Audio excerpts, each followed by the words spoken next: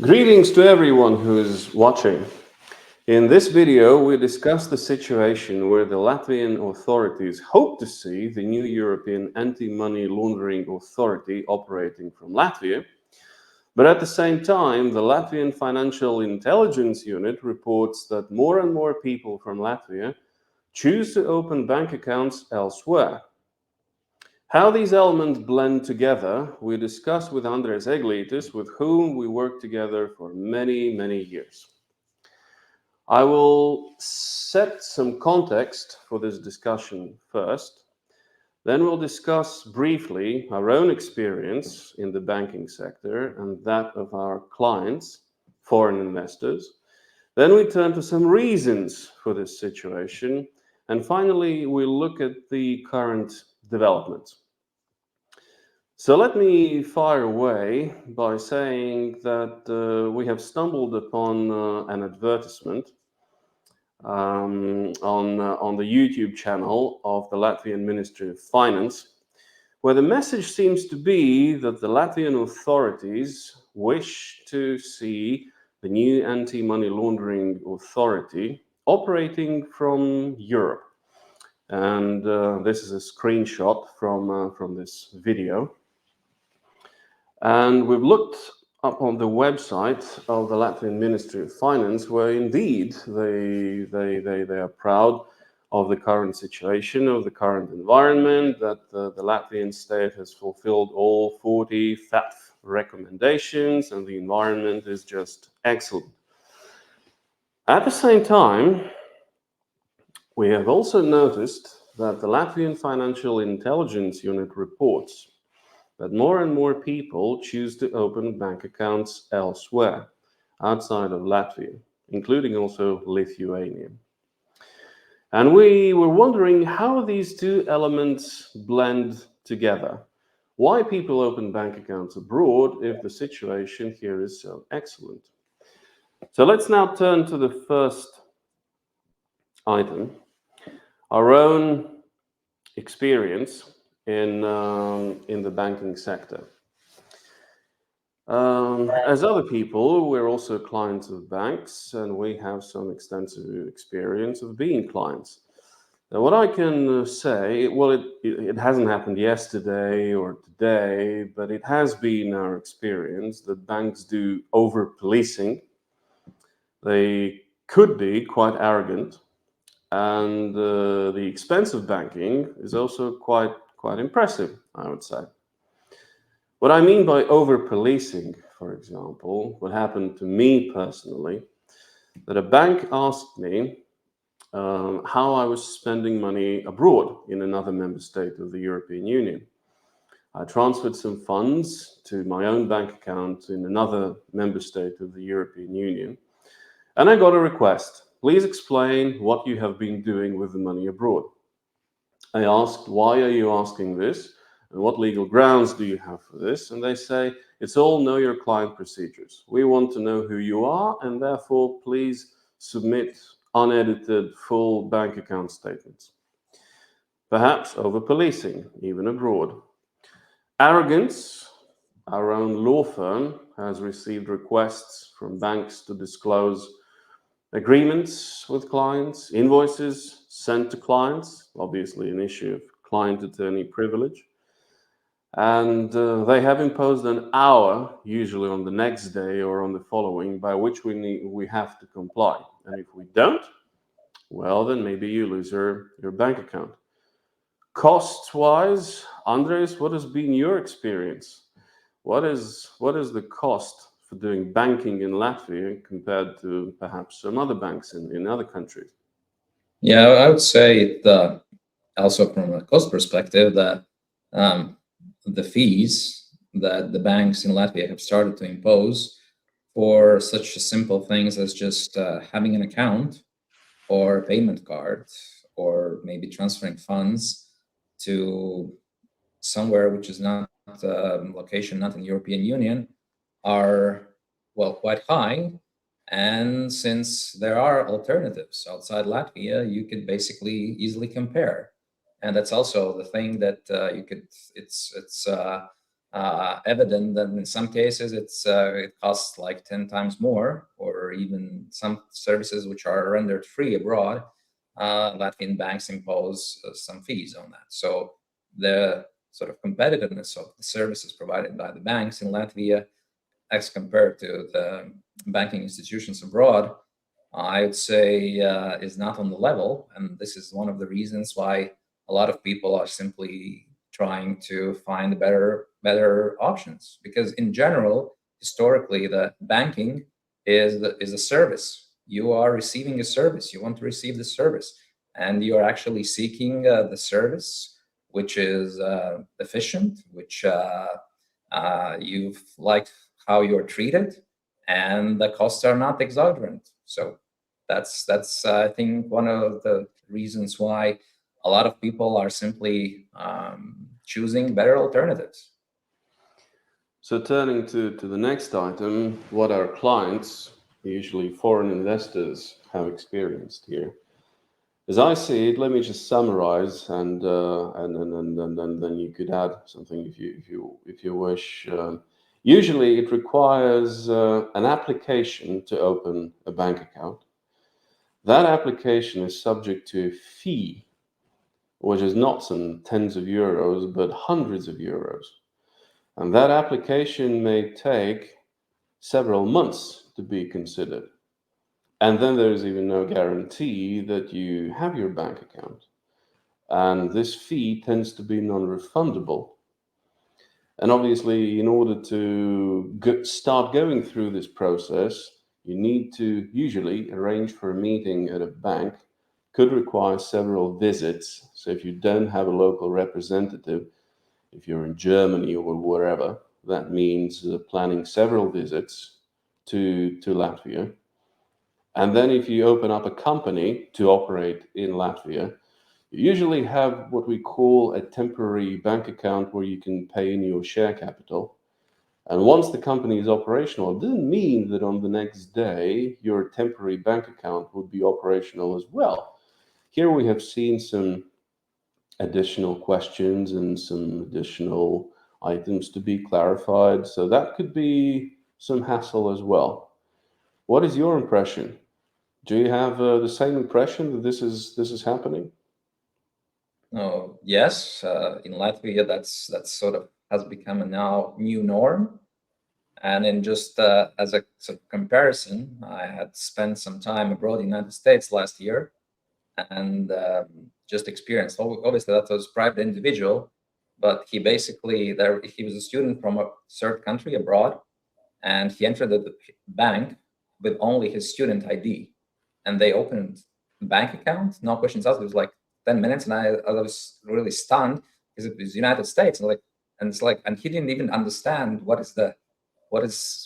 I'm so concerned or surprised by the circumstances. This is normal. This is also how the things are normally usually done, because And the banks this is coming back to the initial constatation, so to speak, that the environment in Latvia is so great. The Ministry of Finance is saying that, the Financial Intelligence Unit say that we have improved and everything is great, and the new Anti-Money Laundering Authority, please come to Riga. My impression is that maybe they have wound up this system up so tight that this is perhaps too much, even compared to what you say, how things happen in America, that a simple student ID opens up a bank account. Because people tend to believe, right? That's the basis of the concept. If you would have lied, then there are consequences. But in principle, we trust you, we do business with you. If you're here, it means that you're a reasonable person, and let's just move ahead. In Latvia, we do not see that happening. Wouldn't you find? Yes, I would agree. I think that's the general sort of assumption how any person is treated is that there's a risk that you might be doing something illegal, and it's this sort of test is applied to everyone, to every client, irrespective of who you are, what kind of transactions are you planning, what kind of business you are doing, Mm. and this is the sort of general scope. And so efficiently, the banks are the main like a policing institution, which collects all documents, asks all the questions, books everything, and then basically has turned into this AML and KYC compliance as their primary sort of action in business. And Yes. if you are successful, then you maybe get to the banking part. Right. So turning to the next item, what do you think the reasons are for this situation? Why are we where we are? I've put some possible reasons that perhaps there's insufficient competition in the banking sector. For legal entities, for example, there is no legal guarantee that a company would be granted at least one bank account, one basic bank account, at least somewhere. And for private individuals, what is in operation these days in Latvia is that, okay, as a matter of European Union law, you are entitled to one basic account, or as they call it, a bank account with basic features. But in Latvia, if you are a reputation risk for banks, they can refuse to open that bank account. So basically, my impression is that you're always begging, that banks are these tycoons. Cash is no longer freely in operation, at least for certain amounts. So you must go to banks and you must have this bank account. And for companies, this is life or death. What business could you do if you have no bank account? And all of a sudden, banks say, no, we don't want you. So what do you do? Or even these private individuals, oh, you're a reputation risk. So no bank account for you.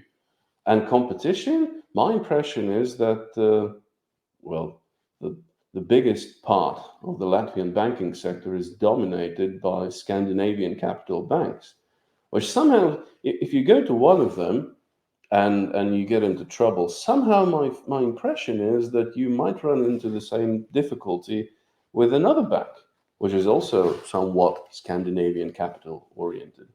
Well, what do you think about this? Well, I agree with everything that you said. I can only basically add that I think that one of obviously the issues is legal framework. For example, uh, nowadays, if the company doesn't have a bank account, it's effectively dead. Well, it's equal for the private individuals, but Yeah. for whatever reason, there is a right, at least a right. Well, then how it is enforced then is another issue. But there's a right to have such a bank account. For companies, that's not even for granted. And if you don't have a bank account, then what kind of business can you do? And nowadays, where all their specific requirements that there are transactions which you can't even make in cash, that you have to have a bank transfer. It's basically something that is a bit major issue, and it's obviously then the legal framework is one thing, and then how this legal framework is enforced and how the banks are actually acting within that I legal think framework. this is a good place to move to the final item. What are the latest developments? And I've put in here that more regulation for banks, something that you raised just now. Um, we see that the Latvian state, the authorities, they want to regulate banks slightly more. And what I have noticed recently is that the Parliament are working on an amendment to strike out this provision that due to reputation risks, private individuals could be denied this basic bank account. It is not passed yet, but there's a good chance that it would be passed. And I see that now a very hot topic in the banking sector is that the government wants to cap interest that banks charge now at 50%. So basically, the banks would be allowed to charge only 50% of what they calculate and what, in principle, they would be entitled to according to the contract. But as we know, the interest rates have gone up because Euribor has been going up as well. So this formula, which was in agreements which were concluded earlier, there was a fixed fee for banks, fixed interest rate, and then in addition to that, this Euribor rate, and the Euribor rate is going up, and the interest payment is going up. So the government's initiative is to cap it at 50%, because this is not fair. The general belief, I think, is that the banks are swimming in money, and then the government should do something about it. And I think banks have already said that they would retaliate through courts and maybe some other means. What do you expect? What would come out of this?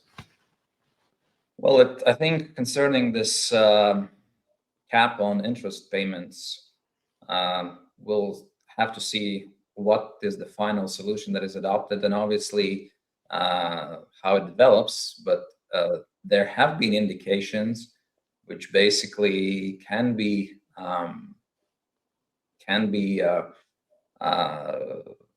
construed as threats, as sort of warnings that even though if something like that happens, don't you dare to exercise these rights, because you will suffer some negative consequences in the future.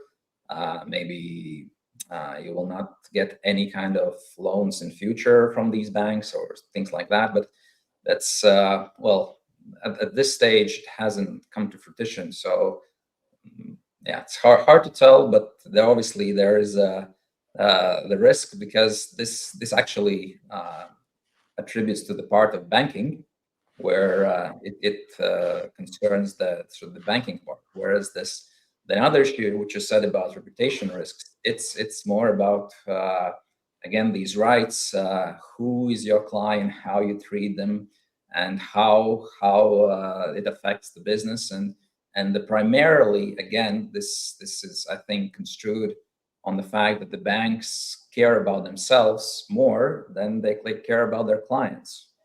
So there is something like that in the air. There is something like that in the air that banks might perhaps expect clients not to exercise this right, or else it might somehow backfire.